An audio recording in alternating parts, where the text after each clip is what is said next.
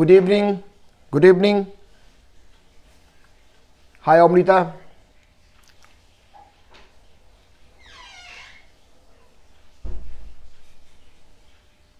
মোম ঘোষাল, অমৃতা গাঙ্গুলি, অর্ক মাইক্রোম এসে গেছি, গৌতম মল্লিক। Good evening.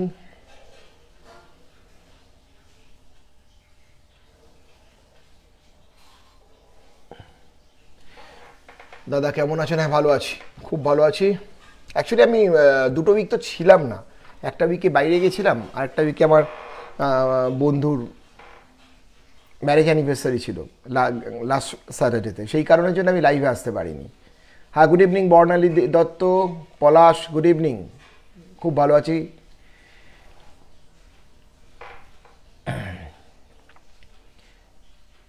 আমি সময় নষ্ট করব না, ঠিক আছে, দেরি করব না, আমি স্টার্ট করে দিচ্ছি আজকের লাইভ আস্তে আস্তে। সম্পাদি, Shampa Mondal, Sucharita Sen, good evening. Good evening, অনেকদিন পর একসাথে দেখা হচ্ছে আবার। Rajashree Dey, Soumya Chatterjee, Sucharita Sen, Gopa, Soumya Chatterjee, good evening. আচ্ছা, আমি যেরকম চিরাচরিত, সবাই নিশ্চয়ই ভালো আছেন। 2 সপ্তাহ আমি আসতে পারিনি, দেখাও হয়নি, কথাও হয়নি, মনুবাসও। আচ্ছা, সেই কারণের জন্য আজকে যেরকম আমি ঠাকুরের ঘটনা দিয়ে শুরু করি, সেমনি আজকে আপনাদের কাছে একটা ঠাকুরের ঘটনা শুরু করব। আমাকে এই ঘটনাটা পাঠিয়েছে মিতালি বাসু পাল, ঠিক আছে। উনি গড়িয়াতেই থাকেন, তা ওখান থেকে এই ঘটনাটা পাঠিয়েছেন কারণ ওনার কাছে একটা গোপালের ঘটনা, ঠিক আছে। তা ঘটনাটা ভারী অদ্ভুত। অদ্ভুত কেন ব্যাপারটা বলছি, তার কারণ দেখুন, ঠাকুরের ঘটনা সবসময় অলৌকিকই হয়, এটাই স্বাভাবিক। কারণ আমরা সবসময় একটা কথা, মানে আমরা মাথার মধ্যে একটা, মানে ওই যে ভূত যেমন সুপার ন্যাচারাল, যেটা সুপার ন্যাচারাল স্পিরিট যেরকম মানে আমাদের কাছে একটা মানে অলৌকিক, সেমনি ভগবানও কিন্তু ঠিক অলৌকিক, তাই না? যখন কোনো ঘটনা ঘটে যায় তখন আমরা বলি, ও বাবা, আমরা তো তাহলে মানে আমি তো ভগবানের দর্শন পেয়েছি। আবার ঠিক সেমনি, ঠিক আছে, যখন আমরা শয়তানের দর্শন করি সেটাও কিন্তু বুঝতে পারি না। এবং যখন ঘটনাটা ঘটে যায়, শয়তানের দর্শন হয়ে যায়, তখন আমরা বলি, আরে বাবা, আমরা তো ভূত দেখেছি, ওরে বাবা, এ তো ভূত দেখেছি, তাই না? তা তা আজকে বলি একটা ওনারই ঘটনা।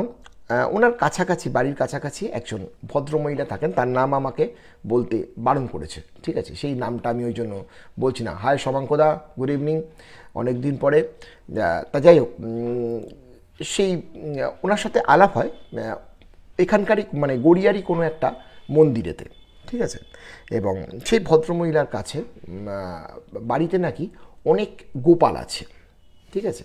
এবং আমি দেখেছি, স্পেশালি অনেক ফটো দেখেছি ওনার ঠাকুর ঘরের মধ্যে হরেক সাইজের, হরেক রকম দেখতে বিভিন্ন রকম গোপাল আছে।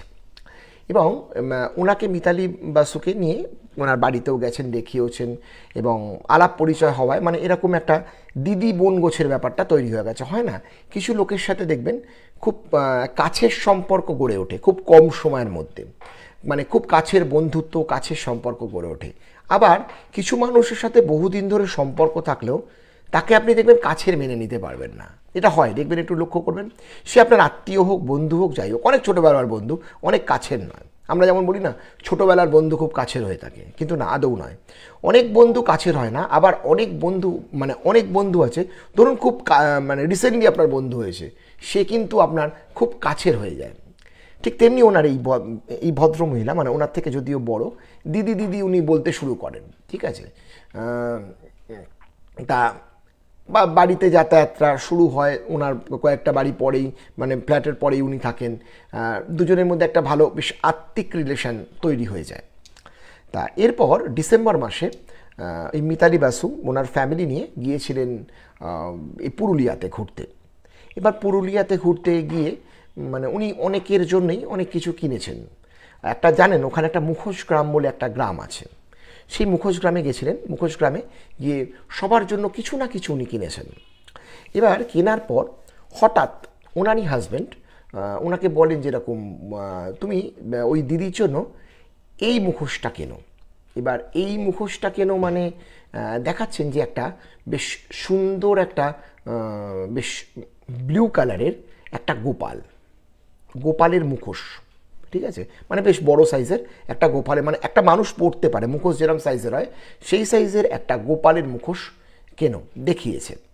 এবার উনি তখন বলছে যে মানে ওনার মানে এ হিসাবে ওনার হাজব্যান্ড উনি কেনেন, ওনার হাজব্যান্ড খালি পয়সা দিয়ে দেয়, কিন্তু এক্ষেত্রে ওনার হাজব্যান্ড নিজেই বলছে যে উনি তো গোপাল খুব ভালোবাসে, তুমি এই মুখোশটা তুমি দিদির জন্য কিনে নিয়ে চলো। ন্যাচারালি ওনার হাজব্যান্ড বলেছে, আর ওনারও মনোপুত হয়েছে যে সত্যি তার বাড়িতে এত গোপাল দেখেছে, মানে উনি তো গোপাল শুনলে তো মানে মানে কি বলবেন, খুব উৎফুল্ল হয়ে যাবেন গোপালের এরম মুখোশ বা কোনো কিছু পেলে। উনি সেই ব্যাপারটা দেখে উনি তখন বলেন যে ঠিক আছে, খুব ভালো, চলো নিয়ে যাই। নিয়ে আসেন, নিয়ে আসার পর আবার মন্দিরে ওনার সঙ্গে দেখা হয়। মন্দিরে একটা নতুন একটা প্রোগ্রাম ছিল, সেই প্রোগ্রামে মন্দিরে দেখা হয় এবং তখন ওই মন্দিরেতে গিয়ে মুখোশটা ওনাকে গিফট করেন। ওই দিদিকে, পাতানো দিদি মানে আত্মিক দিদি হয়ে গেছে যে, তাকেই মুখোশটাকে গিফট করেন। এবার যখন মুখোশটাকে গিফট করেন উনি দেখে উনি তো প্রচণ্ড উৎফুল্ল হয়ে যান, স্বাভাবিক কথা। আপনি যেটাকে পছন্দ করেন সেই ঠিক পার্টিকুলার সেই জিনিস যদি কেউ আপনাকে গিফটে দেয়, আপনার কীরকম লাগবে? আপনার পছন্দের জিনিস গিফট পেলে আপনি বেশি উৎফুল্ল হবেন। গিফট পেতে সবার ভালো লাগে, তাই না? কিন্তু সেই গিফটটা যদি আপনার খুব পছন্দের জিনিস হয়, যে ধরুন যে মহিলারা যারা নেল পালিশ পরতে খুব পছন্দ করে, তাকে যদি আপনি পার্টিকুলার লিপস্টিক না দিয়ে নেল পালিশ দেন, সে দেখবেন খুব উৎফুল্ল হবে। ঠিক এক্ষেত্রেও ঠিক তাই। উনি ভীষণ উৎফুল্ল হয়েছিলেন এবং উৎফুল্ল হওয়ার জন্য উনি তো পুরো মানে কি বলবেন, মানে উনি তো উনি ওই মুখোশটাকে নিয়ে বলে আমি এটা আমার ঠাকুরের আসনেই বসাবো। তার থেকেও বড় কথা, উনি আরও উৎফুল্ল হয়েছিলেন একটা অন্য কারণে। উনি বললেন যে ওনার হাজব্যান্ড বহুবার ওনাকে বলেছে এই নীল গোপালের একটা মূর্তি তৈরি করব, এবং একজন পটোর সাথে কথা হয়ে গেছিল যিনি মাটির কাজ যারা করেন, যে নীল গোপালের মূর্তি তৈরি করে দেওয়ার, কিন্তু শেষ পর্যন্ত নীল গোপালের মূর্তিটা তৈরি হয়ে ওঠেনি, সেই পটো কিন্তু করে দিতে পারেনি। এরপর উনি একটা অভাবনীয়ভাবে আলাদা করে নীল গোপালের মূর্তি না, নীল গোপালের মুখোশ হাতে পেয়েছেন। মানে আমি মুখোশটা যেরকম দেখলাম, ফটোতে দেখলাম, মানে ওটা গোপালই বলা যেতে পারে, পুরোটাই গোপাল, মুখটা হয়তো, কিন্তু মানে একদম মানে মুখোশটা যদি আপনি বসিয়ে রাখেন আপনি মনে করবেন যে গোপাল রয়েছে, গোপাল বসে রয়েছে। তা যাই হোক, ওনার তো ওই গোপালের তো পাওয়ার পর উনি রেখেছেন। রাখার ঠিক দু তিন দিন পর হঠাৎ উনি স্বপ্ন পান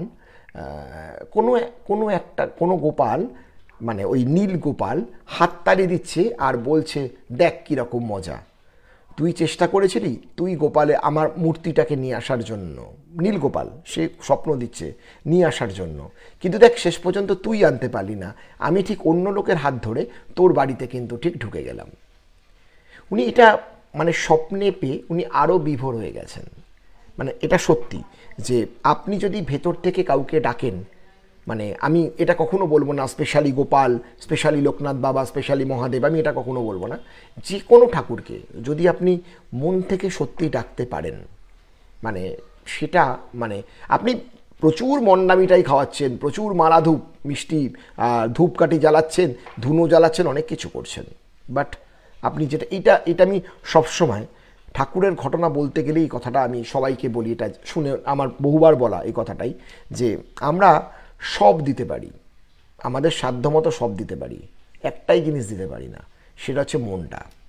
আমরা মনটা দিতে পারি না বলেই সেটা আমাদের কাছে স্বয়ংসম্পূর্ণ হয় না, বাট বাকি আমরা সব দিয়ে দিই। আপনি যে কোনো মানুষকে জিজ্ঞেস করুন তুমি লক্ষ্মী পুজো করেছো, ওরা সব দিয়েছি, কি কি লাগবে, মুড়ি, মুড়কি, নাড়ু, যত রকমের ফল আছে সব ফল, এবং ফুলের মধ্যে পদ্ম ফুল একদম মা লক্ষ্মীকে সাজিয়ে গুছিয়ে দিয়েছি।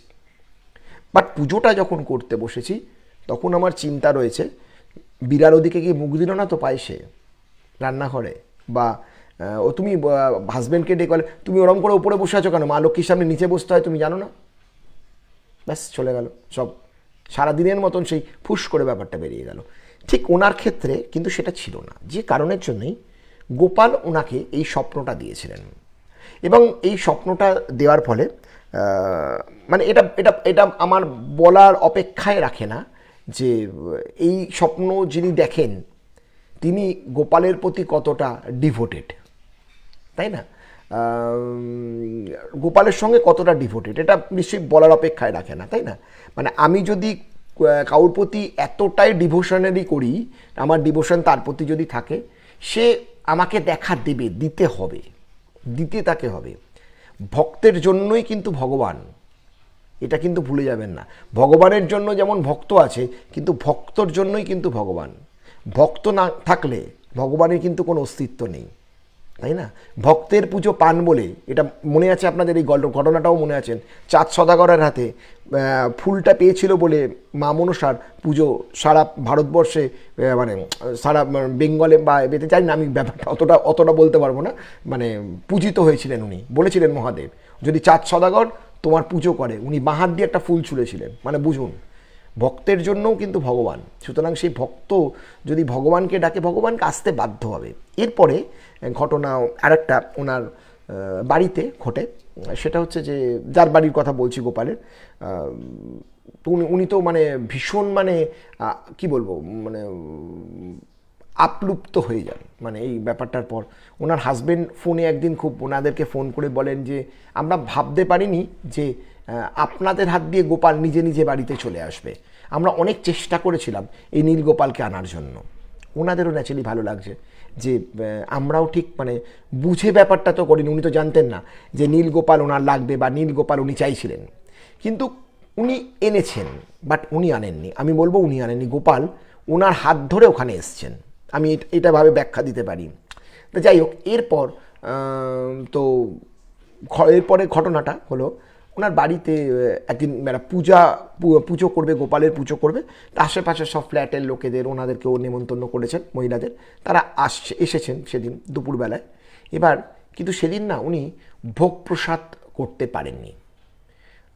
যখন ভোগ প্রসাদ করতে পারেননি তখন উনি করেছেন কি, উনি ওনার শরীর খারাপ ছিল, সেই জন্য ভোগ প্রকাশ। আমি কিন্তু একটা মিতালি বাসুর কথা বলছি না, যার বাড়িতে গোপাল আছে তার কথা বলছি, কারণ আমি তার নামটাকে উজ্জ্ব রেখেই কথাটা বলছি।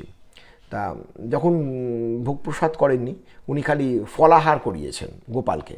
তা সেই সময় উনি যখন বসতে যাচ্ছেন, হঠাৎ উনি সকলের সামনে অজ্ঞান হয়ে পড়ে গেলেন। সবাই তো ধরে কী হয়েছে কী হয়েছে, উনি অসুস্থ, মানে অসুস্থ, কী ব্যাপার, কী হয়েছে না হয়েছে, এরম ব্যাপারটা সবাই মিলে যখন বলছেন, তখন যখন এই ব্যাপারটা হচ্ছে ঠিক সেই মুহূর্তে মানে সবাই জল টল দিয়ে ওনাকে কোনো রকমে তুলেছে। তোলার পর বলছে, কী হলো তোমার? হয় না অজ্ঞান হয়ে পড়ে গেলে মানুষ যখন তোলে তাকে, কি তোমার? যখন সবাই মিলে এই ব্যাপারটা করছেন, তখন হঠাৎ করে মানে উনি তখন বসেছেন, বসে একটু শান্ত হয়ে বলছেন যেরকম, আসলে কি হয়েছিল জানো, আসলে হয়েছিল যে আমি যখন পুজোয় বসতে যাচ্ছিলাম, হঠাৎ আমি দেখলাম আমাকে দুটো নরম হাতে কে যেন খুব জোরে দুটো গালে চড় মারলো, এবং দুটো গালে চড় মারার সঙ্গে সঙ্গে যখন দুটো গালে আমার চড় পড়লো, সেই চড় পড়ার সঙ্গে সঙ্গে না আমি বুঝতে পারলাম, এবং আমাকে তখন বলল যে আমি জানিস না তোর হাতের প্রসাদ পেতে খুব ভালোবাসি, তুই আমাকে ফলাহার করালি, প্রসাদান্ন খাওয়ালি না। আমি না নিজেকে নিজে ধরে রাখতে পারলাম না, সেই জন্য আমি পড়ে গেলাম, ঠিক আছে? সেই জন্য মানে আমি নিজের মধ্যে নিজে থাকতে পারলাম না, আমি নিজে পড়ে গেলাম। এই ব্যাপারটা বলায় ওনার হাজব্যান্ড সঙ্গে সঙ্গে বলল যে এরকম না, যত বেলাই হোক, হয়তো অনেক বেলা হয়ে গেছে, যারা যারা বাড়িতে নিমন্ত্রিত ছিলেন তাদেরকে বললেন যে একটা কাজ করি, আমরা সবাই হাতে হাতে গোপালের জন্য ভোগ রান্না করি, আমাদের এই বাড়িতেই ভোগ রান্না করি, যত বেলাই হোক আমরা, গোপাল যখন চেয়েছে ভোগ খাবেন, তাহলে গোপালকে মানে প্রসাদান্নই দেওয়াটা আমাদের মনে হয় উচিত, এবং প্রসাদান্নই নিতে পারেন। এবং সেই তারপরেই ওনারা, বেশ অনেক বেলা হয়ে গেছিলো, বেলা হয়ে যাওয়ার পরও গোপালের জন্য তারা প্রসাদ তৈরি করে, মানে ভোগ প্রসাদ তৈরি করেন, এবং তারপর গোপাল সন্তুষ্ট হন, ঠিক আছে? এটা মানে এই ঘটনাটার সঙ্গে আরও অনেক ঘটনা রয়েছে, কিন্তু এত ঘটনা আজকে পুরোটাই বলবো না আমি, ঠিক আছে? আজকে জাস্ট ছোট্ট ঘটনাটা আপনাদের সঙ্গে বললাম, কারণ বাকি ভৌতিক ঘটনা তো আপনাদেরকে বলতে হবে, কারণ প্রত্যেকে আমার ঠেলা মারছে যে প্রত্যেকের ঘটনা আমার কাছে জমে রয়েছে, আমি 2 সপ্তাহ আসিনি, বলতেই পারিনি। তা যাই হোক,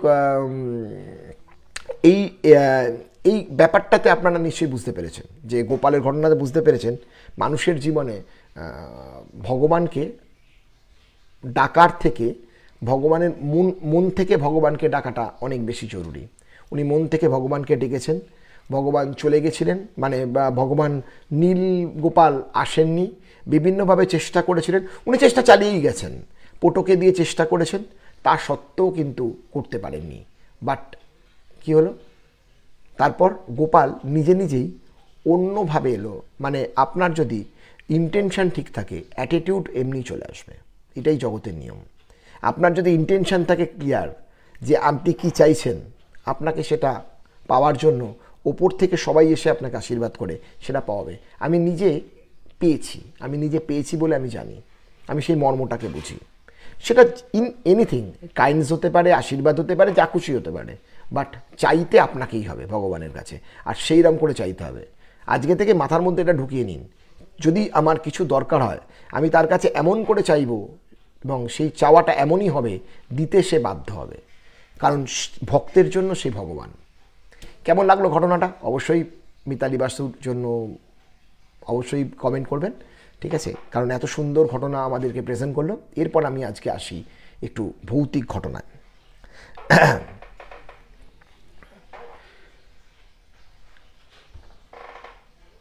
আজকে মোম ঘোষালের ঘটনা বলবো, অবশ্য করে বলবো। অনেক দিন আগে আমাকে বলেছেন, আমি তারপরে 1 মিনিট, আমি একটু ঘটনাগুলো একটু দেখতে হবে, কারণ অনেক দিনকার ঘটনা তো আমার মনে পড়বে না, দেখে দেখি ঘটনাগুলো আমাকে বলতে হবে। একটু মোম ঘোষালের ঘটনা বলবো, তারপর বলবো দ্বীপের ঘটনা বলবো, দ্বীপ দেবনাথের ঘটনা বলবো। এই ঘটনাগুলো তো রেডি করে রেখেছি, তারপরে আরও ঘটনা আছে, দেখি কতগুলো বলতে পারি, সময় অনুযায়ী সেইভাবে কথাগুলো বলবো।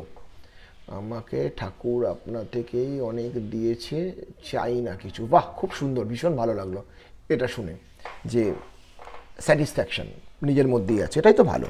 আবার কি, এক্সপেকটেশন মানেই তো দুঃখ, কী লাভ হবে, তাই না? এক্সপেকটেশন করে তো জীবনে কোনো লাভ নেই, কারণ এক্সপেকটেশনের তো কোনো দিন কোনো শেষ হয় না, তাই না?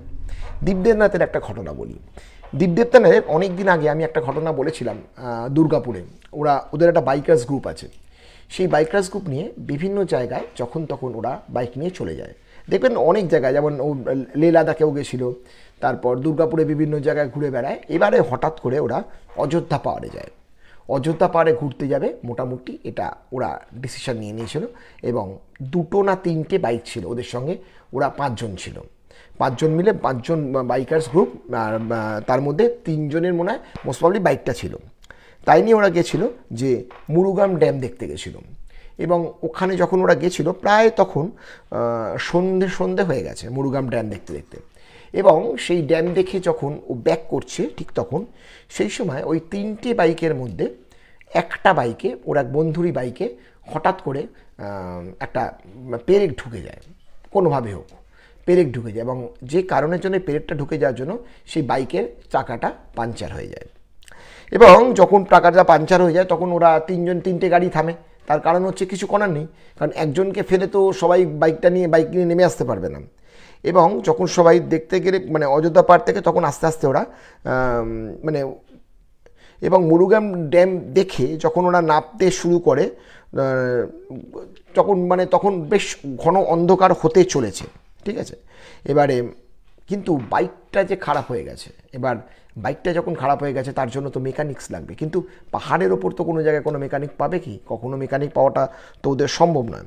কিন্তু ওরা বাধ্য হয় এদিক ওদিক মেকানিক খুঁজতে। তখন কি করে, ওরা 2টো বাইকে করে মেকানিক খোঁজার জন্য নিচের দিকে নেমে পড়ে। কিন্তু চেষ্টা করেও ওরা কোনোভাবেই কোনো জায়গা থেকে কোনো মেকানিক কিন্তু ওরা পায়নি। এবং তখন 2টো বাইকে করে ওরা তখন আসতে থাকে। এবং তার মধ্যে একটা বাইকে ছিল খালি দ্বীপ, আর আরেকটা বাইকে ছিল আরও 2 জন, ঠিক আছে? আর আরেকটা বাইক তো তখন অলরেডি খারাপ। এবার যখন 2টো বাইকে করে মাঝখানে তখন 5 জনের মধ্যে 2টো বাইকে করে যখন ওরা যাচ্ছে, আর ও একা যেহেতু ছিল, আর আর তাদের মধ্যে একটা বাইক ছিল একটু উইক, মানে সে খুব একটা মানে বাইকটা জোরে স্পিড নিত না। সেই কারণের জন্য যখন ওরা এগোচ্ছে তখন প্রায় পুরুলিয়া থেকে অনেকটা, ওরা যখন অনেকটা এগিয়ে গেছে তখন কোনো কারণে অযোধ্যা পাহাড় থেকে ওই জায়গাটা, পুরুলিয়া থেকে অযোধ্যা পাহাড় 50 কিলোমিটার দূরে, এবারে ওই একটা 10 কিলোমিটার রাস্তা সেটা কিন্তু পুরোপুরি ফাঁকা। একটা বাইক খুব উইক, সে পেছনে পড়ে গেছে, আর একটা বাইক আগে বেরিয়েছে মেকানিক খোঁজার জন্য, ঠিক আছে। এবারে হেডলাইট ছাড়া রাস্তাতে সেই মুহূর্তে কোনো রকম আলো ছিল না। এবার ও যখন বাইকটা, আপনি কল্পনা করে নিন একটা ছেলে বাইক চালাচ্ছে অন্ধকার রাস্তা দিয়ে, চারিদিকে কেউ নেই, উল্টো দিক থেকেও কোনো গাড়ি আসছে না, কারণ তখন অলরেডি অন্ধকার হয়ে গেছে। আর ও বাইক চালিয়ে যাচ্ছে, তখন ও কানের মধ্যে বিভিন্ন রকমের আওয়াজ আসতে শুরু করে। মানে চলছে, বাইক চলছে, খালি তো হাওয়া হাওয়া আর বাইকের আওয়াজ, বুলেটের আওয়াজ, ডিগ ডিগ ডিগ ডিগ করে আওয়াজ হচ্ছে। কিন্তু তার সত্ত্বেও ও অনেকগুলো মানে আওয়াজ পেতে শুরু করলো। ও মানে ও চেষ্টা করছিল যে আওয়াজগুলো যাতে কানে না নেওয়া যায়। এটা সবাই ন্যাচারালি, মানে কেউ যদি ভয় পায় তাকে প্রথমেই আগে ভয় কাটানোর জন্য এই ব্যাপারগুলোকে মানে মানে খড়খড় খড়খড় করে আওয়াজ, বিভিন্ন টাইপের আওয়াজ, যে আওয়াজগুলো কিন্তু হওয়ার ওখানে কোনো রকম কথাই ছিল না। হঠাৎ ও মানে বাইকটা চালাতে চালাতে ও ফিল করে এই যে আওয়াজগুলো বলছিলাম, আওয়াজগুলো পেতে পেতে হঠাৎ করে কানের সামনে আওয়াজটা যেন, হাওয়ার আওয়াজটা থেমে যায়। থেমে যাওয়া মানে হাওয়াটা ঢুকছে না, তার মানে কিছু একটা কাট করছে ওর কানকে, তাই না। এবারে আস্তে করে, খুব আস্তে আস্তে ওর কানের কাছে একটা আওয়াজ শুনতে পায়। সেই আওয়াজ ওকে বলে, কেউ যেন ওকে বলে যে আমি কি এখানে তোমার পেছনে বসবো, এই কথাটা ওকে বলে। এই কথাটা বলায় ওর হাত পা তখন অলরেডি হিম হতে শুরু করেছে, মানে ন্যাচারালি মানে কিরম যেন করতে লাগলো। কয়েক সেকেন্ডের মধ্যে ওর মনে হলো যেন মানে এই কথাটা জাস্ট কানের কাছে বললো। আমি বললাম না, কানের দিকে হাওয়াটা বন্ধ হয়ে গেছে, তার মানে কেউ একটা কানের কাছে এসে ওকে বলছে আমি কি তোমার পেছনে বসবো। তারপরে ও বুঝতে পারলো যে বাইকটা একটু টলে গেল। কেন মানুষ টলে যাবে, কেন বাইকটা টলে যায় কেন, বাইকটা টলে যাওয়ার অর্থটা কি, তার মানে কেউ একটা বসতে চলেছে, তাই তো, তবেই বাইকটা নড়বে। বাইকটা যদি একই রিদমে যখন চলবে তখন কি বাইক টলে যায়, কখনোই টলে না, তাই না। বাইকের মতন করে চলছে, যখন সেই বাইকটার মধ্যে কেউ একটা বসলো এবং শুধুমাত্র টলে গেল না, বাইকটা যেন একটু ভারী হয়ে গেল। ও বলছে বাইকটা যেন একটু ভারী হয়ে গেল, এতক্ষণও একা চালাচ্ছিল, পেছনে যদি কেউ এসে বসে তাহলে কি হতে পারে, বাইকটা ভারী হয়ে যাবে, তাই না। এবং বাইকটা ভারী হয়ে গেল এবং ওখানে মানে কোনো উপায় ছিল না বলে বাইকে মানে কিছু করার নেই ওর তখন। বাইকটা, ও সামনের বাইকটাকেও দেখতে পাচ্ছে না, পিছনের বাইকটাকেও কিন্তু দেখতে পাচ্ছে না, শুধুমাত্র অন্ধকার রাস্তায় ওর বাইকের আলোতে যতটুকু চাঁদের আলোয় পড়ছে ঠিক ততটুকুই দেখতে পাওয়া যাচ্ছিল। ও আস্তে আস্তে গাড়িটাকে মানে বাইকটাকে নিয়ে এগিয়ে চলতে শুরু করলো এবং হঠাৎই ও কৃষ্ণ নাম জপ করতে মানে তখন ওর মাথার মধ্যে একটা জিনিস এসে গেছে যে আমাকে বাঁচতে গেলে আমাকে ইষ্ট নাম জপ করতে হবে। ও কৃষ্ণ নাম জপ করতে যেই শুরু করলো, কয়েক সেকেন্ডের মধ্যে দেখো মনে হলো ওর যেন বাইকটা আবার আগের মতন হালকা হয়ে গেছে এবং যিনি বসেছিলেন তিনি মনে হয় সরে গেলেন, মানে চলে গেলেন। এবং ইষ্ট নাম জপ করতে বেশিক্ষণ মানে ওখানে বেশিক্ষণ থাকতে পারিনি এবং খুব জোরে বাইক চালিয়ে রাস্তাটা ক্রস করে আসে। এবং ব্যাপারটা কি মানে ভগবানের নাম আপনার কাছে যদি সবসময় আপনার মনের মধ্যে মুখের মধ্যে থাকে, আপনাকে যে কোনো কিছুই আপনি ভয়কে সবসময় জয় করতে পারবেন। ঠিক ওর ক্ষেত্রেও ঠিক তাই হয়েছিল। ও ভয়কে জয় করার জন্য কৃষ্ণের নাম জপ করতে শুরু করলো এবং কৃষ্ণের নাম জপ করতে যখন ও শুরু করলো তখনই আবার যেন বাইকটা একটু টলে গেল, মানে কেউ একজন বসেছিলেন সে ওখান থেকে সরে গেল এবং সরে যাওয়ার ফলে বাইকটা একটু টলে গেল এবং বাইকটা আগের মতন হালকা হয়ে গেল। ও এক মুহূর্তের জন্য আর কিছু ওয়েট করেনি, ও ব্যাপারটাকে বুঝতে পেরেছে যে কি হলো ওর সাথে। ও বাইকটাকে আরও স্পিডে চালিয়ে তাড়াতাড়ি ওই রাস্তাটাকে ক্রস করে, কারণ একেতেই রাস্তাটা ঘুটঘুটে অন্ধকার, বাইকের আলো আর চাঁদের আলো, এছাড়া কিচ্ছু নেই, কোনো স্ট্রিট লাইট নেই। নামলো, নেমে একটা চায়ের দোকান পায়। সেই চায়ের দোকানে ওর আগে যে বন্ধুরা এসেছিল তারা বসে ওর জন্য ওয়েট করছিল এবং ও বাইকটাকে নিয়ে এসে ওখানে রাখে। ওখানে রেখে চায়ের দোকানে চা খেতে খেতে জিজ্ঞেস করে প্রত্যেককে, মানে যারা যারা ছিলেন, যে এরকম ও একটু ঘটনা যে এখানে কি এরকম কোনো মানে সুপার ন্যাচারাল কিছু আছে, বা এই রাস্তায় কি কোনো কিছু হয় টয়। সবাই ওর দিকে একটু তাকায়, সবাই ওর দিকে তাকায়, ওর দিকে তাকিয়ে মানে বলে যে দেখুন জঙ্গলের রাস্তা, এই রাস্তাটা, এই রাস্তাতে আপনি হয়তো ওইটুকু পেয়েছেন, এটুকু আপনার ভাগ্য ভালো, তবে আপনার একবারের জন্য ওই একা বাইক চালিয়ে আসাটা ঠিক হয়নি। প্রথমের বাইকে ছিল দুজন, লাস্টের বাইকে আছে দুজন, মাঝখানের বাইকে আছে ও একা। মানে ভাবুন, পেছনের বাইকটা উইক বলে আসতে পারিনি, ওকে অবধি পৌঁছতে পারিনি, সামনের বাইকটা খুব তাড়াতাড়ি বেরিয়ে চলে গেছে। সে অবস্থায় ওরও কোনো কিছু উপায় নেই, ও বেচারা একা হয়ে গেছে। বলছে আপনার একা একা এই বাইকে করে এই রাস্তাটাকে ক্রস করে আসা উচিত হয়নি, তার কারণ ওই রাস্তাটার বদনাম আছে, এবং রাস্তাটার বদনাম আছে বলে ওই রাস্তাটা দিয়ে কেউ একা সহজে যেতে চায় না, মানে বাইক চালিয়ে বা গাড়ি চালিয়ে একা। ওরা গেছিল, ও জানতো না, সেই কারণের জন্য চলে গেছিল। দ্বীপের এরকম ঘটনা, দ্বীপ দেবনাথের এরকম ঘটনা আমি অনেকগুলো আপনাদের সাথে শেয়ার করেছি, ঠিক আছে। মানে বিভিন্ন জায়গায় বিভিন্ন রকমভাবে দুর্গাপুর রোডের ওপর দিয়ে যখন আসছিল সেই ভুতুরের গাছের ঘটনা, সেটা কিন্তু দ্বীপ দেবনাথই আমাকে বলেছিল, আপনাদেরকে শুনিয়েছিলাম, মনে আছে কিনা জানি না। কেমন লাগলো দ্বীপের ঘটনা? দ্বীপের ঘটনা অবশ্যই আমার তো খুব ভালো লাগে, কারণ ওর যে কোনো ঘটনাই কিন্তু খুব মানে খুব অ্যাডভেঞ্চারাস ঘটনাগুলো হয়। এবার আমি আজকে আসছি মোম ঘোষালের ঘটনা। মোম ঘোষালের একটা প্রথম যে ঘটনাটা বলবো সেটা হচ্ছে এর নামও দ্বীপ, দ্বীপের একটা ঘটনা বলবো, ঠিক আছে। আমরা কলকাতাতে অনেক বিখ্যাত বিখ্যাত বাড়ির কথা বলি, আজকে আমি একটা বাড়ির কথা বলবো, কিন্তু বাড়িটার নামটা বলবো না, নামটা বললে সবাই বলবে হ্যাঁ জানি তো। একটা সাবেকিয়ানা বাড়ি, সেই বাড়ির ঘটনাই বলবো। সেই বাড়িতে মানে কি বলবো, সেই দ্বীপের হচ্ছে ছোটোবেলার বন্ধু, সেই বাড়ির যে ছোট ছেলে সে, এবং মোটামুটি মানে ওর সাথে মানে বিভৎস, মানে ছোটোবেলা থেকে খুব ভালো বন্ধু, এবং ওদের যে ওদের বিভিন্ন মহলের দ্বীপ কিন্তু ওই বন্ধুর হাত ধরে ঘুরে এসেছে, কারণ বন্ধুর নিজের বাড়ি। কোনো কোনো জায়গায় আছে বারমহল, এটা জানেন, কোনো কোনো জায়গায় আছে জলসাঘর, বিভিন্ন জায়গায় বিভিন্ন মহল রয়েছে ওদের ওখানে। কিন্তু ব্যাপারটা ওদের ওদের ওখানে, ওরা যেহেতু নিজেরা ওই বাড়িতে থাকে, ওরা কিন্তু জানতো যে কোন জায়গায় কখন ঢোকা উচিত বা কোন কোন মহলে কখনো ঢোকাটা উচিত নয়, এটা কিন্তু মানে ওরা জানতো, যেহেতু ওরা তো মানে ওখানে থেকে অভ্যস্ত, বাড়িতে থেকে অভ্যস্ত। এই বারমহলের ঘটনাই একটু বলি। ওখানে ও মানে খুব একটা সহজে যে কেউ একা আসতো না, তার কারণ আছে, সচরাচর আসতো না, এবং কেউ রাত্রির হলে তো ওখানে যেতেই চাইতো না কোনো রাতের জন্য, এবং দ্বীপ ওইখানে একা কাজ করতো এবং ওখানে ড্রয়িং করতো, ঠিক আছে।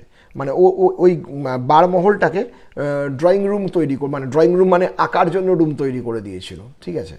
এবং ওখানে ওর একদিন 2008-এ ওর এক স্যার, আকাশ স্যার বলে একজন আঁকার যে টিচার, সে এসেছিল এবং বিকেলবেলা করাচ্ছিল, এবং ওই ঘরের মধ্যে আঁকতো, কারণ ওই ঘরটা মানে ওই ঘরটায় যেহেতু কেউ আসতো না, কেউ একটা ডিস্টার্ব ওকে করবে না, আর আঁকা ফাঁকা আঁকতে গেলে তো খুব মন দিয়ে করতে হবে, সেই কারণের জন্য। তা দীপেশ স্যার সেদিন এসে বসে আছে, তো তখন ওই ছেলেটি মানে যে আঁকছিল, যে ওই বাড়ির ছেলে, ওর বউ অন্দরমহল থেকে ওকে ডাকে যে তুমি একবার ভেতরে এসো তো। তা ভেতরে আসার পর ও স্যারকে তখন বলে যে স্যার চলুন আমরা দুজনে যাই, ভেতর থেকে ডাক পড়েছে, আমরা দুজন ভেতরে যাই। তখন স্যার বলছে কেন আমি ভেতরে যাব কেন, ডাক তো পড়েছে তোমার বউ তোমাকে ডেকেছে, তা আমি যাব কেন তোমার সাথে? বলে স্যার আমার মনে হয় আমার সঙ্গে যাওয়াটা উচিত। তখন স্যার বলছে না তোমার সঙ্গে আমি যাব কেন, এটা তো একটা অবাস্তব কথা, কখন এরকম হয় নাকি, তোমার সাথে আমি যাব, তোমায় ডেকেছে তুমি যাও, আমি এখানেই বসে আছি। তখন বলছে না স্যার এখানে আপনি একা বসে থাকতে পারবেন না। তখন অনেকের ব্যাপারগুলো থাকে না, সে তখন ওকে বলে যে এরকম বসে থাকতে পারবো না, মানে এই কথাটার মানেটা কি, তুমি কি আমাকে ভয় দেখাচ্ছ তোমার বাড়িতে আমি আছি বলে? তখন বলছে না স্যার সত্যি বলছি আপনাকে, আপনি এখানে বসে থাকতে পারবেন না। তখন ও আর কথা বাড়ায় না, কারণ স্যার ব্যাপারটাকে বুঝতে চাইছিল না। ও অন্দরমহলে চলে যায়। অন্দরমহল থেকে যখন ফিরে কাজকর্ম সেরে এসে দেখে ড্রয়িং স্যার অজ্ঞান হয়ে পড়ে রয়েছে। স্যারকে যখন জিজ্ঞেস করে, তখন স্যার বলছে এরকম যে ও ও স্যার ওখানে মন দিয়ে আঁকছিল, ঠিক আছে। এবং হঠাৎ করে দেখে যে পেছনে একটা স্যারের পিঠে একটা ভারী হাত পড়ে, মানে কেউ একটা পিঠের মধ্যে হাত রাখে, ঠিক আছে। যেই হাত রাখে তখন উনি বললেন যে কি ব্যাপার দীপ, তুমি কি আমাকে ভয় দেখাচ্ছ, এই কথাটা বলেন উনি। মানে আঁকাটা যখন করেছে, এবার ওই মানে উনি বুঝতে পারছেন না যে দীপ ভেবেছে যে দীপ আসছে, দীপ ওই বলে গেছিল না যে এখানে স্যার একা থাকবেন না, একা থাকবেন না, ভেবেছে দীপ হচ্ছে ডিস্টার্ব করছে বা ভয় দেখাচ্ছে। এবং ওই হাতটা ছিল প্রচণ্ড গরম, এবং উনি মুখ ঘুরিয়ে দেখেন যে যাকে দেখতে পান, এবং সেই মুখটা দেখার পর ওনার আর কিছু মনে নেই। মানে বুঝতেই পারছেন কীরকম মুখ দেখেছিল, একটা বীভৎস মুখ দেখেছিল, এবং তার হাতটা ছিল প্রচণ্ড ভারী। হ্যাঁ, সে ওই আঁকার টিচারের কাঁধের ওপর হাতটাকে রেখেছিল, ভাবুন একবার। সেই কারণের জন্য আঁকার টিচার যখন মুখটা ঘুরিয়ে দেখে তাকে, আর স্থির থাকতে পারেনি, নিজে অজ্ঞানে পড়ে গেছিল। এবার অনেকেই আছে ওখানকার বাড়ির ইতিহাস জানবার জন্য অনেকেই যায়। তা এটা এটা আছে, আপনারা দেখবেন যে অভিজাত যে বাড়িগুলো আগেকার দিনে রাজারাজরার বাড়ি, আমরা খুব যাই, তাই না। দ্বীপের বন্ধুর বাড়ি, সেই বন্ধু আঁকেন, হ্যাঁ অবশ্যই সেটাই তো বললাম, বন্ধু আঁকেন। তা ওই বাড়ির ইতিহাস জানার জন্য অনেকেই যায়। এক ভদ্রলোক শুনতে শুনতে এসে, ইতিহাস শুনতে শুনতে ওখানে এসে বসে পড়েন, এবং বসে পড়েন যখন, তখন জিজ্ঞেস করেন যে এখানে যে মহারাজা এসেছিলেন, সামনে দাঁড়িয়েছিলেন, তখন মানে একটা জায়গা ছেড়ে উনি বলেন বসেন। তখন আরেকজন যারা ওখানে সামনে বসে রয়েছে তারা বলেন যে আপনি সরে বসলেন কেন, জায়গাটা ফাঁকা রেখে বসলেন কেন। ঠিক এই কথাটা বলায় তখন ওই ভদ্রলোক বলে যে না না, আসলে আমি জায়গাটা ছেড়ে রাখলাম, একজন মহারাজা তো বসেছিলেন এখানটায়। তখন বলে যে মহারাজা কই, আমরা তো কাউকে দেখতে পেলাম না, বাকি সবাই বলছে কই কাউকে তো দেখতে পেলাম না, আপনি বলছেন এখানে মহারাজা বসেছিল, কোথায় মহারাজা, কেউ তো নেই। তখন বলছে যে আপনি কীরকম দেখেছেন তাকে। তখন উনি একটা মানে ডিসক্রাইব করেন যে মহারাজা এইরকম দেখতে ছিলেন, এইরকম, উনি তো বসে এখানে রয়েছেন। তখন উনিও বলছেন যে আপনারা সত্যি কি দেখতে পাননি কোনো কাউকে। তখন বলছে না, আমরা তো কই কাউকে দেখতে পাইনি। তখন বলছে যে কীরম দেখতে বলুন তো, আপনি কার কথা বলছেন। উনি নাকি যেরকম ডিসক্রাইব করেন, ডিসক্রাইব করার পর বলেন যে একটু মুখটা ঘুরে দেখুন তা ওনার মতন কি না। তখন উনি মুখটা ঘুরে দেখেন একটা বিরাট বড় অয়েল পেন্ট ওখানে লাগানো রয়েছে। সেই অয়েল পেন্টের ওনার যা ডেসক্রিপশান আর অয়েল পেন্টে যিনি রয়েছেন তার তিনি পুরোপুরি এক, পুরোপুরি এক। এবং পুরোপুরি এক থাকার জন্য মানে তার মানে বুঝে নিন ওনাদের লোকেদের মধ্যেই কে এসছিল এবং কে এসে বসেছিল ওনাদের পাশে। মানে অবাস্তব ব্যাপার, মানে মানে আমরা তো মানে ভাবতে পারি না এইসব জিনিসগুলো। যে আমরা তো অনেকে বলি না যে মানুষের মধ্যে, মানুষের যখন মন, আমরা রয়েছি সবাই, তখন ভূত এসে বসে থাকবে কী করে, থাকা কি সম্ভব। ভূত যাকে কানেক্ট করার, মানে অশরীরী প্রেতাত্মা যাকে কানেক্ট করার, ঠিক তাকেই কানেক্ট করে, একমাত্র তাকেই কানেক্ট করে। কিন্তু অন্য দেখুন বাকিরাও কিন্তু ওখানে বসেছিল, তারা কিন্তু কেউ ওনাকে দেখতে পায়নি। এইটা ছিল মোম ঘোষালের একটা ঘটনা। মোম ঘোষালের আর একটা ঘটনা আপনাদের সাথে শেয়ার করি। সেই ঘটনাটা একটু অন্যরকম। পরিচয় লাহিড়ী 23 থেকে 24 বছর এই ঘটনাটা ওনাকে বলেছেন। ওর বাবা আসামের কোনো দিকে একটা জায়গায় ট্রান্সফার হয়েছিল, আসামের একটু একটু ডেন্সে, ঠিক আছে। এবং সেখানে যদিও প্রচুর বাড়ি টাড়ি ছিল, প্রচুর জায়গা ফায়গা ছিল। 20 বছর আগে ওখানে, মানে এখনকার ঘটনা নয়, 20 বছর আগে, মানে তখন হচ্ছে ওই পরিচয়ের কত বয়স হবে, 3 বছর হবে। আজকে যদি 23-24 বছর বয়স হয়, তখন 3 বছর বয়স হবে। তা বাড়িতে মানে বাড়িটা বিশাল বড় এরিয়া নিয়ে বাড়িটা, আর বাড়ির বাইরের যে দরজাটা, সেই দরজাটা মানে অনেকটা দূরে, ঠিক আছে। মানে সেখান থেকে কেউ যদি ডাকতো, খুলতে হলে যে বাড়ি থেকে বেরিয়ে অনেকটা দূরে আসতে হতো, এবং সেখান থেকে কাউকে ডাকতে হলে ভেতর থেকে দরজাটা খুলতে গেলে অনেক দূরে আসতে হবে। এবার একদিন সন্ধেবেলায় হঠাৎ করে ওই পরিচয়ের বাবা আওয়াজ পায় যে ওনার নাম ধরে কেউ একজন ডাকছে, ঠিক আছে। উনি ব্যাপারটা শুনেছেন, কিন্তু মানে না শোনার ভান করেই রয়েছেন। তখন ওনার ওয়াইফও বলে কী গো, তোমাকে ডাকছে, তোমার নাম ধরে ডাকছে, তোমাকে ডাকছে, তুমি বসে আছো, তুমি দরজাটা কি খুলছো না। তখন বলে তুমিও শুনেছো। তখন হ্যাঁ আমিও শুনলাম। তখন বলে ঠিক আছে যাচ্ছি আমি, বলে পরিচয়ের বাবা বাইরে বেরোয়। বাইরে বেরিয়ে সেই মেন গেটের মুখটায় যখন আসে, আশেপাশে কাউকে দেখতে পায়নি, আশেপাশে কাউকে দেখতে পায়নি। বাট এটা কিন্তু আপনারা হয়তো বলতে পারেন যে এটা কোইন্সিডেন্স, অনেকক্ষণ ধরে দাঁড়িয়েছিলেন সেই জন্য চলে গেছিলেন, কিন্তু না, অনেকক্ষণ ধরে দাঁড়িয়ে চলে গেলেও ওদের যে জায়গাটা ছিল সেখান থেকে কেউ চলে গেলে বা কেউ আসলে তাকে কিন্তু দূর থেকে হলেও দেখা যাবে, কিন্তু তাকে দেখতে পায়নি। এরপর একদিন মানে সন্ধেবেলা, তখন তো পরিচয় অনেক ছোট, 3 বছর বয়স, তা ওরা নাকি ঘরের মধ্যে থেকে একটা হাঁটার মানে আওয়াজ পেত বাড়ির চারদিকটায়, মানে কিন্তু কোনো মানুষকে কিন্তু মানে কাউকে দেখতে পেত না, কোনো মানুষ অশরীর কাউকে দেখতে পেত না, কিন্তু যেন স্টেপ ফেলে ফেলে হাঁটছে, গাছের পাতার ওপর খচখচ আওয়াজ হচ্ছে বা যে কোনো কিছু, সেটা কিন্তু ওনারা শুনতে পেত। তারপর এটা কিন্তু শুধুমাত্র রাতের দিকে হতো না, দিনের বেলার পর মানে দুপুরবেলার পর থেকেই কিন্তু এই ঘটনাগুলো ওরা দেখতে পেত। এবং এই অস্তিত্ব ওরা যখন পড়াশুনো করতো, ধরুন সেই সময় ধরুন ঘুম পেয়েছে, হঠাৎ করে দুমদুম দুমদুম করে আওয়াজ হলো, মানে আলমারিতে কেউ নেই, হঠাৎ চেয়ারের মধ্যে দুমদুম দুমদুম করে আওয়াজ হলো, কেউ নেই, মানে কেউ একটা চাপড় মারতো, ওরা চমকে দেখতো, উঠে দেখতো চারিদিকে কেউ নেই। এরপর পরিচয় ছোটোবেলায় উঠোনে বসে খেলছে, আর সেই সময় উঠোনে খেলছে আর ওর মা ঘরের মধ্যে কোনো একটা কাজ করছিল। হঠাৎ মানে একটা আওয়াজ পেল, কোনো একটা কিছু ধুম করে যেন পড়ে গেল। ওর মা অন্যমনস্ক হয়ে কাজ করছিল ঘরের মধ্যে, অথচ বাচ্চাটা কিন্তু উঠোনের মধ্যে খেলছে, পরিচয় যখন খুব ছোট।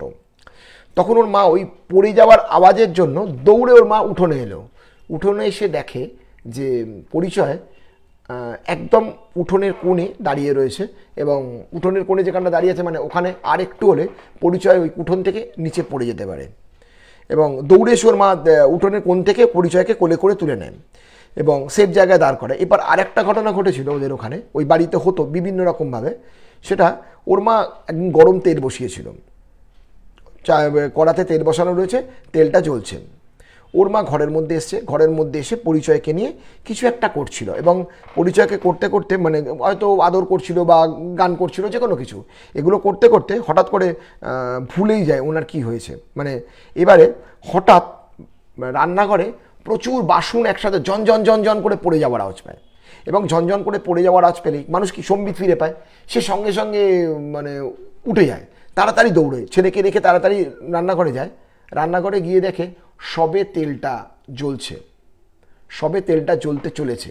মানে সেই সময় যদি তেলটা জ্বলে যেত তাহলে অনেক ক্ষতি হতো, মানে রান্নাঘরটা তো পুড়ে যেতই। বা ওদের আর জানেন তো গৌহাটি বা আসাম এইসব জায়গায় সব কাঠের জায়গা, মানে কাঠের বাড়ি তৈরি হয়, আর একবার যদি আগুন লেগে যায় সারা বাড়িতে কিন্তু আগুন লেগে যেতে পারত। আসলে ব্যাপারটা হচ্ছে কি, আমি হয়তো আপনাদেরকে অদ্ভুত ঘটনা বললাম, আপনারা বলতে পারেন যে সত্যি তো পরিচয়রা ছিল, ওদেরকে হয়তো মানে এই অলৌকিক ব্যাপারগুলো ঘটেছে, ওদের চোখের সামনে ঘটেছে, কিন্তু ওরা তো ভয় পায়নি। না, ভয় পায়নি কেন জানেন? কারণ পরিচয় বা ওর মাকে বা ওর বাবাকে একবারের জন্য তিনি কিন্তু ভয় দেখাননি। তিনি ওই বাড়িটা ছিল এমন একজন মানুষের, যিনি খুব ভালো মানুষ ছিলেন, এবং তিনি ভুজের ভূমিকম্পতে মারা গেছিল। ভুজে ভূমিকম্পে ছিল, মনে আছে মনে হয়, সেই ভুজের ভূমিকম্পে উনি বাড়িটাকে তৈরি করেছিলেন, কিন্তু বাড়িটাতে ভোগ করতে পারেননি। ভুজের ভূমিকম্পের সময় উনি মারা গিয়েছিলেন, এবং মারা যাওয়ার পর মানে ওই বাড়িটা যেহেতু প্রিয় ছিল, সেই কারণের জন্য উনি বাড়িটার চারপাশে ঘুরে বেড়াতেন। ওদের তো পরিচয়দের সাথে কোনো ঝগড়া ছিল না, বা পরিচয়দের বাড়ি নিয়ে নিয়েছে বলে ওনার রাগ ছিল না, ওনার দুঃখ ছিল উনি বাড়িটাকে থাকতে পারেননি। এবং সেই কারণের জন্য মানে কী হবে, সেই কারণের জন্য ওনা হয়তো ভদ্রলোককে মানে যিনি মারা গেছেন তাকে হয়তো ফিল করতো, তাকে হয়তো বিভিন্ন জায়গায় আওয়াজ পেত বা হেঁটে বেড়াচ্ছে সেসবগুলো ওরা ফিল করতে পারতো, বা কোনো ধরনের আওয়াজ পেত। বাট কোনো দিন এরকম হয়নি ওদেরকে ভয় দেখিয়েছে, বরঞ্চ বিভিন্ন বিপদ থেকে বাঁচিয়েছে।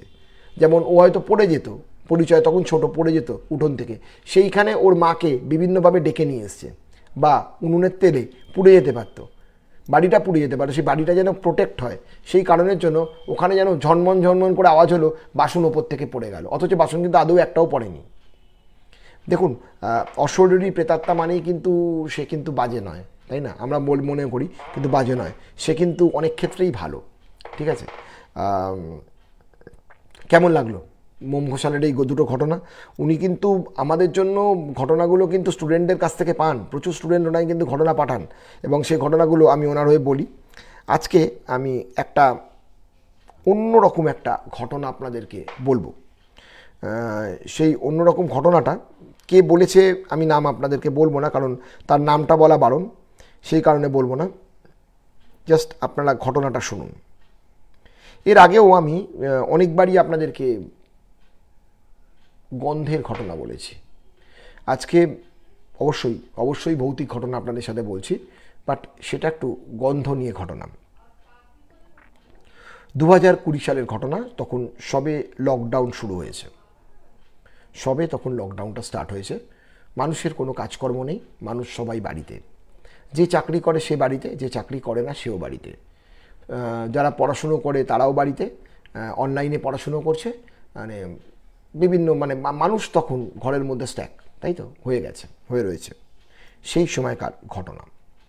হঠাৎ যিনি আমাকে এই ঘটনাটা বলেছেন, ধরে নেওয়া যাক তার নাম হলো সুমিতা, ধরে নিলাম, আমি একটা নাম, আপনাদের নাম লাগবে একটা, সে নামটা বলে দিলাম, তার নাম ধরে নেওয়া যাক সুমিতা।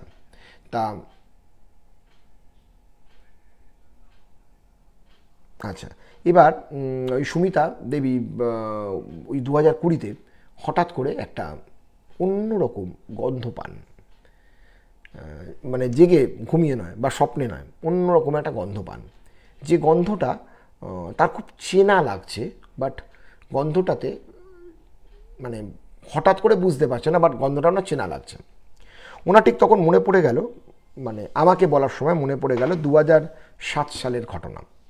2007 সালে উনি যখন প্রথম মোবাইল কিনেছিলেন, একটি ছেলের সাথে ওনার আলাপ হয়, যে কোনোভাবেই হোক আলাপ হয়, ফোনের থ্রু দিয়ে অবভিয়াসলি আলাপ হয়, এবং তার সাথে যোগাযোগ বাড়ে, ইন্টিমেসি বাড়ে, কথাবার্তা হয়, এবং মোটামুটি দুটো বাড়ির মধ্যে এমনই জায়গায় ব্যাপারটা পৌঁছায়, দুটো বাড়ির মধ্যে কথা হয়ে যায় যে এদের দুজনের বিয়ে হবে। কিন্তু ওই বলে না, যখন সময় খারাপ থাকে সেই কাজগুলো একসাথে হয়, ঠিক সেমনি তাই। সেই কারণের জন্য ওনার সাথে আবার ডিচ হয়ে যায়, মানে রিলেশনশিপটা বিয়ে অবধি কিন্তু আলটিমেটলি গড়ায়নি, ঠিক আছে। তা যাই হোক, ওই আমি যার কথা বলছি তিনি সুমিতা দেবী।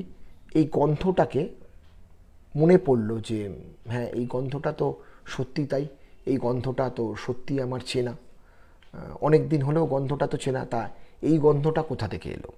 আমি তো ব্রেকআপ হওয়ার পর এই গন্ধটা আর কোনো দিন পাইনি, হঠাৎ করে গন্ধটা কোথা থেকে এলো?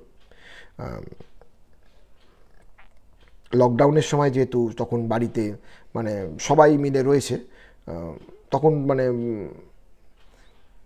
একদিন ওনার হাজব্যান্ড রাত্রিরে মানে ভোরবেলা ওনাকে বললেন যে তোমাকে একটা কথা বলি, এরকম তুমি রাত্রিরে ঘুমের মধ্যে কিন্তু আজকাল খুব প্রচণ্ড কথা বলছো। তখন উনি তো বেশ অবাকই হয়ে গেলেন, কি বলছো? আমি কথা বলছি?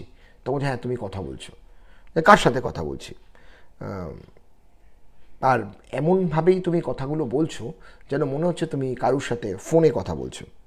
মানে তখন উনি বলছেন যে কি বলছো তুমি, আমি কার সাথে কথা বলছি? তখন ভদ্রলোককে মানে বিয়ে হবার পর ভদ্রলোক কিন্তু জানতেন যে ওনার একটা অ্যাফেয়ার্স ছিল, সেই ছেলেটির নাম ছিল অসিত।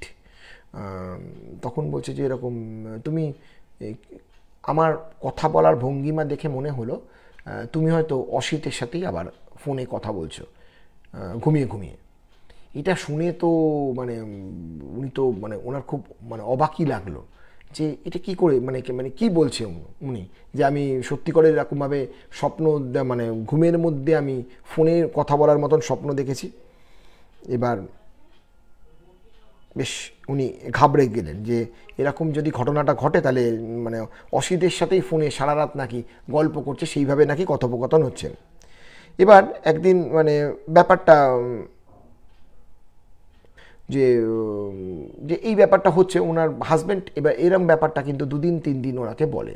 তো তখন উনি বলেন যে মানে যে যাই হোক, ওনার হাজব্যান্ড একদিন হঠাৎ করে ওনাকে বলে যেরকম দেখো, যদি যখন আমরা চলে যাব, মরে যাব, মানে আমরা পরের জন্মকে তুমি কি বিশ্বাস করো?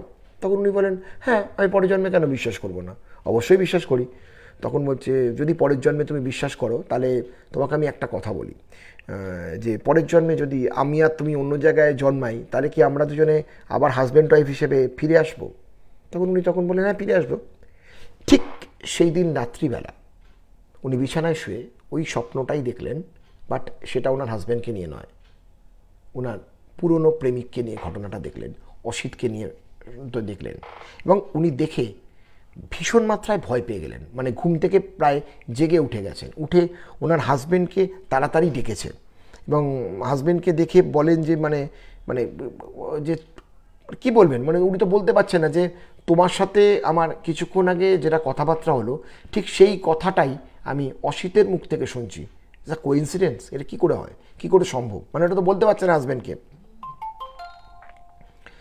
এবং তখন হাজব্যান্ড ওনাকে বলেন যে তোমার মৃত্যুঞ্জয় কবচটা আছে না?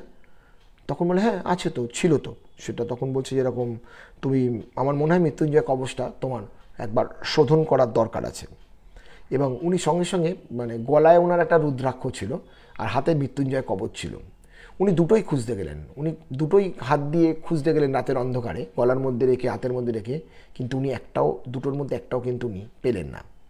এবং মানে যখন উনি পেলেন না তখন মানে উনি ভাবছেন যে মানে এটা কি হলো, যে মানে আমি স্বপ্ন দেখছি বা আমি এগুলো দেখছি, মানে আমি বুঝতেই পারিনি যে আমার গলায় এতদিন ধরে রুদ্রাক্ষটা নেই বা এতদিন ধরে মৃত্যুঞ্জয় কবচ নেই। উনি তখন বললেন যে, ওনার হাজব্যান্ড বললেন যে তুমি কিন্তু আবার এই মুহূর্তেই মৃত্যুঞ্জয় কবচটা, মহামৃত্যুঞ্জয় কবচটা তুমি আরেকবার বানিয়ে নাও। একদিন বানানো হয়নি তখনও, উনি তখন মানে রাস্তায় বেরিয়েছেন, রাস্তায় বেরিয়ে রাস্তায় হাঁটছেন। যখন রাস্তা দিয়ে হাঁটছেন হঠাৎ ওনার মনে হলো, মানে মনে না, গন্ধ পেলেন সেই পুরনো চেনা গন্ধটাকে। উনি তখন পাগলের মতন এদিক ওদিক ঘুরে বেড়াচ্ছেন, এদিক ওদিক ঘুরে দেখছেন যে মানে যে গন্ধটা আসছে, গন্ধটার সোর্সটা কোথায়, কোথা থেকে আসছে গন্ধটা। মানে এই সোর্সটা খুঁজতে খুঁজতে উনি কোথাও জায়গা থেকে পেলেন না। এবং যখন উনি এটা পেলেন না, উনি তখন মানে এবার একটু ভয় ভয় লাগতে শুরু করলো। স্বাভাবিক কথা, যখন উনি পাবেন না কোনো মানুষের কী হবে। এবার উনি কী করলেন, উনি বেশ জোরের সঙ্গে হাঁটতে শুরু করলেন। এবং জোরের সঙ্গে হাঁটলেও মানে বাড়ির দিকে হাঁটতে শুরু করলেন। যখন হাঁটছেন তখনও সেই কেউ একটা ওনাকে ফলো করছেন, শুধুমাত্র গন্ধ দিয়ে নয়, পায়ের স্টেপের আওয়াজও আস্তে আস্তে উনি পেতে শুরু করলেন। এবং পায়ের স্টেপের আওয়াজ যখন পাচ্ছেন, উনি যখন এগোচ্ছেন পিছন থেকে সেই গন্ধটা পাচ্ছেন আর পায়ের স্টেপের আওয়াজ পাচ্ছেন। ন্যাচারালি ওনার, এটা আমার আপনার হলেও তাই হতো, যদি গন্ধটা খুব চেনা থাকতো তাহলে আমার আপনার কি হতো, আমার আপনারও তাই মনে হতো বারবার, আমার আপনারও বারবার মনে হতো একটাই কথা যে তাহলে কি সে আসছে, আমি তাকে হয়তো দেখতে পাচ্ছি না, তাহলে কি সে আসছে। বাট সে তো মানুষ, সে তো মানুষ, সে আসতে কি দেখা যাবে, সে আসতে তো একটা মানুষকে দেখতে পাওয়া যাবে, তাই না? তাহলে এত ভয় পাওয়ার কী আছে, তাহলে এত ভয় পাওয়ার কী আছে, সে তো একজন মানুষ। আপনার তার আপনি গন্ধটা হয়তো পাচ্ছেন, বাট সেই মানুষটাকে দেখতে পাচ্ছেন না। পায়ের আওয়াজ হয়তো পাচ্ছেন, বাট সেই মানুষটাকে দেখতে পাচ্ছেন না। ওনার নিজের মধ্যেই নিজের একটা মানে কীরকম একটা ফিলিংস তৈরি হলো যে মানে কী হতে চলেছে বা কী হচ্ছে, আমি কি দেখছি, মানে কি ফিল করছি, সত্যি কাউকে উনি দেখতে পাচ্ছেন না। এবার উনি হাঁটাটাকে একটু আস্তে করে দিলেন, যদি কানেক্ট করতে আসে তাহলে আমি দেখব কে, আমি কি যাকে চিন্তা করছি সে, বা আমি যাকে চিন্তা করছি না হয়তো সেও তো হতে পারে, সেটা কে। এবার যখন উনি আস্তে আস্তে যখন এলো এবং এবং হাঁটতে হাঁটতে একটা হয় কি, একটা মানুষের থাকে না, দেখুন মানে প্রত্যেকটা মানুষের একটা কথা বলার একরকম ধরন থাকে, তাই না? উনি যা ওই অসিত বাবুর মানে ওনার সাথে যখন রিলেশনশিপ ছিল তখন কোনো কথা বললে ওনার একটা ধরন ছিল কথা বলার, থাকে না অনেকের, মানে আপনি একটা কথা বলছেন, আমি ধরুন আপনাকে রিয়্যাক্ট করছি এটা দিয়ে বলে রিয়্যাক্ট করছি। উনি পার্টিকুলার এই আওয়াজটাও পেলেন, পেলেন এবং ওই আওয়াজটা পাওয়ার পর উনি প্রচণ্ডভাবে ভয় পেয়ে গেলেন। ন্যাচারালি এটা ভয় পাওয়াটা স্বাভাবিক। এবং উনি তাড়াতাড়ি উনি নিজের বাড়ির গেটের দিকে দৌড়তে শুরু করলেন। এবং যখন বাড়ির গেটের দিক অবধি চলে এসছেন, উনি তখন চাবিটা জাস্ট খুলতে যাবেন, হঠাৎ করে দেখছে ওনার তালাটা ওনার সামনে এরকম করে নড়তে শুরু করেছে। তালাটা ওনার সামনেই নড়তে শুরু করেছে, এবং তালাটা ওনার সামনে যেই নড়তে শুরু করেছে উনি নিজেই খুব অবাক হয়ে গেলেন যে আমি কি দেখতে চলেছি, আমি কি দেখছি। উনি মানে পেছনে আওয়াজ পাচ্ছেন, গন্ধ পাচ্ছেন, তারপর মানে ফিল করছেন, সব কিছু করছেন, বাট কাউকে দেখতে পাচ্ছেন না। তাহলে সেই মানুষটা কোথায়, মানুষটা কোথায় এটা জানতে হবে। তাহলে আদৌ কি সে মানুষ? না, আমি নাতে যাব না, নাটা আমি নেগেটিভে যাব না। কারণ সত্যি করে যার ঘটনা বলছি সে যদি ঘটনাটা শোনেন তার খারাপ লাগতে পারে, আর সে তো কাউকে দেখেনি। যদি সে কাউকে না দেখে থাকে, সুতরাং আমি তো মানে তার সম্বন্ধে বলাটা ঠিক নয়, তাই না? সে কি সেটা তো বলতে পারবো না, কারণ যিনি আমাকে ঘটনাটা পাঠিয়েছেন তিনি আমাকে জাস্ট একটাই কথা বলেছেন, মানে আমাকে খালি মুখের ওপর বলেছেন যে কনক্লুশনটা আমার মনে হয় আপনি বলবেন না। যে যার মতো নিজে নিজে ফিল করুক, কনক্লুশনটা বলবেন না। কিন্তু সত্যি করেন আমি কিন্তু তাকে দেখতে পাইনি, কিন্তু তাকে ফিল করেছি। তাহলে কি কোভিডে, যাই হোক এটা নিয়ে আমি যাচ্ছি না, কি হয়েছে না হয়েছে আমি যাচ্ছি না, আমি ভবিতব্যের ওপরই ছেড়ে দিচ্ছি। এবং তিনি যেহেতু যেরকম করে বলেছেন আমি সেই অনুযায়ী সেই জায়গাটাতে ছেড়ে দিলাম ঘটনাটাকে, কারণ আমার কনক্লুশনে আসাটা ঠিক নয়, কারণ আমি তো নিদান দিতে পারি না, তাই না? আমি তো জানি না আসলে ঘটনাটা কি। এরম মানে আমি গন্ধ নিয়ে অনেক ঘটনা বলেছি, এই ঘটনাটা সত্যি করে একটু অন্যরকম। আপনি কোনো কাউর একটা চেনা গন্ধ হঠাৎ করে পেলেন, বাট সেই মানুষটা নেই। এইটা যখন আপনার মধ্যে ফিল করবেন তখন আপনার মনের অবস্থা কি হতে পারে সেটা আপনি ভালো বলতে পারবেন, যিনি পারেন। কারণ এরম ঘটনা, এরম গন্ধ অনেক লোক পেয়েছে, তাই না? অনেক লোক পেয়েছে, কিন্তু যাই হোক, আজকের এটা শেষ গল্প। ভালো লাগলো আশা করি, ঠিক আছে? আবার পরের শনিবার দেখা হবে, আবার নিয়মিত আসতে শুরু করছি। এবং আপনাদের যাদের যাদের ঘটনা পাঠানোর অবশ্যই পাঠাবেন, আপনাদের ঘটনাগুলো অবশ্যই বলবো, কারণ অনেক ঘটনা মানে পড়ে রয়েছে, সে ঘটনাগুলো এখনও বলা হয়নি, ঠিক আছে? গন্ধটা বেশি ভয় লাগে, একদম স্বাভাবিক কথা, গন্ধটা বেশি ভয় লাগে। কারণ ব্যাপারটা কী বলুন তো, আপনি যখন কাউকে দেখতে পাচ্ছেন না, শুধুমাত্র আওয়াজ পাচ্ছেন, বা কাউকে দেখতে পাচ্ছেন না, শুধুমাত্র তার গায়ের গন্ধটা পাচ্ছেন, শুধু দেখতে পাচ্ছেন না, যদি তার বলার কথা যেরমভাবে বলতেন শুধুমাত্র সেইটা আপনি পাচ্ছেন, আপনার মানে চিন্তাধারা বা চিন্তার ব্যাপারটা কিন্তু তাই হয়ে যেত। ভালো থাকবেন, সুস্থ থাকবেন। আবার পরের সপ্তাহে সামনের শনিবার আপনাদের সঙ্গে সবার দেখা হবে রাত্রি 10টাতে, ঠিক আছে? আজকে আসি, এরপর আমি রাত্রির 11টায় আমার ইউটিউবে লাইভে যাব, ওখানে আবার ঘটনা বলবো। তাহলে আসি, গুড নাইট, নমস্কার, ভালো থাকবেন সবাই।